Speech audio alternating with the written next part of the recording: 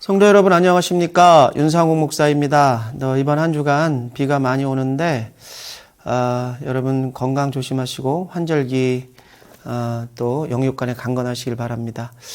성경의 말씀은 우리의 이성으로 이해가 가지 않거나 납득에 가지 않는 부분이 많습니다. 수많은 기적의 말씀과 이적들을 우리의 짧은 이성으로 이해하려고 한다면 성경의 말씀 자체를 믿을 수 있는 사람은 단 한 사람도 없을 것입니다. 마찬가지로 우리가 살아가면서 우리의 삶의 정황 속에서 하나님이 어떠한 말씀을 하실 때에 때로는 우리의 이성으로 도저히 이해가 가지 않을 때가 있습니다. 여러분이 만약 그런 상황 가운데 있다면 여러분은 어떻게 반응을 하시겠습니까? 요한복음 2장에 보면은 가나의 혼인잔치에서 예수님께서 물이 포도주가 되는 기적을 행하시는 장면이 나오죠. 가나에 혼례가 있어서 예수님과 예수님의 어머니 그리고 예수님의 제자들이 청함을 받습니다. 그런데 혼례 중간에 포도주가 떨어졌습니다. 예수님의 어머니는 직감적으로 예수님께서 이 중대한 상황 속에서 이 문제를 해결할 수 있는 유일한 분인 것을 알았습니다. 그리고는 예수님께 이 사실을 알리고 종들에게 가셔서 이렇게 말씀하십니다. 너희에게 무슨 말씀을 하시든지 그대로 하라. 마침내 예수님께서 그들에게 6개의 돌 항아리에 물을 채우라고 말씀을 하시죠. 그런데 이 대목에서 재미있는 사실이 눈에 띄입니다. 이 명령을 받은 하인들의 태도입니다. 하인들이 물을 채우는데 아기까지 채우는 모습을 볼 수 있습니다. 아기는 컵이나 항아리의 맨 위 끝부분을 말하는 것입니다. 저는 개인적으로 이 대목을 묵상하면서 하인들의 순종에 놀라지 않을 수가 없었습니다. 가나의 기적은 대중에 공개된 예수님의 최초의 기적이었고 따라서 하인들은 예수님이 어떤 분인지 그분이 메시아인지조차 모르고 있었을 것입니다. 그 무거운 6개의 돌 항아리에 물을 채우라고 말씀하셨다면 보통 사람 같으면 아니 포도주가 필요한데 웬 저 사람이 와가지고 웬 청년이 와서 물을 채우라고 하는데 이거 사기꾼 아니야?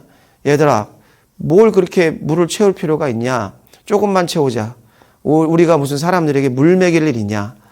항아리도 무거워 죽겠는데 물을 그 끝에까지 왜 담어? 조금만 담자라고 그렇게 이야기했을 법합니다.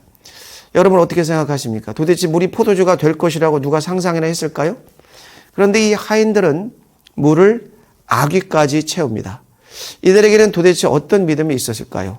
결국 물은 포도주가 되었고 잔치에 참여한 사람들은 모두 즐겁게 더 맛있는 포도주를 마음껏 즐길 수가 있었던 것입니다.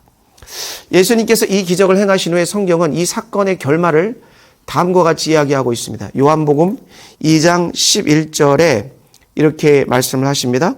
예수께서 이 첫 표적을 갈릴리 가나에서 행하여 그의 영광을 나타내심에 제자들이 그를 믿으니라. 제가 잘 아는 신학교 은사 한 분의 이야기를 잊지 못합니다. 미국 유학 중이었던 그 교수님은 이제 석사 과정을 마치고 박사 과정에 들어가야 될 상황이었습니다. 그런데 입학시험이 너무나 어려웠기 때문에 포기하고 한국으로 돌아가야 하는지에 대해서 고민을 하고 있었습니다. 하루는 무거운 마음을 안고 학교 도서관에 앉아서 한숨을 푹푹 쉬고 있는데 그 한숨 소리를 들은 인도에서 유학 온 한 자매가 왜 그렇게 한숨을 쉬고 있는지 물어보았다고 합니다.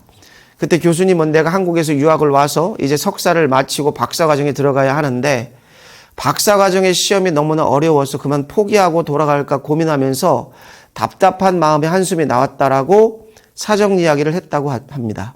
그때 이 자매님이 자신의 가방에서 성경을 꺼내서 바로 이 요한복음 2장에 나오는 가나의 혼인잔치의 기적을 말해 주었답니다. 말도 안 되는 예수님의 명령에 아기까지 채웠던 종들의 순종에 대해서 이야기를 하더라는 것입니다. 그리고는 포기하지 말고 끝까지 아기까지 채워서 공부를 하면은 하나님이 반드시 역사하실 것이라고 격려했다고 합니다. 교수님은 그분의 말씀을 하나님의 말씀으로 받아들였다고 합니다. 그리고는 열심히 아기까지 채우기 위해서 자신이 할 수 있는 최선의 노력을 했다고 하죠.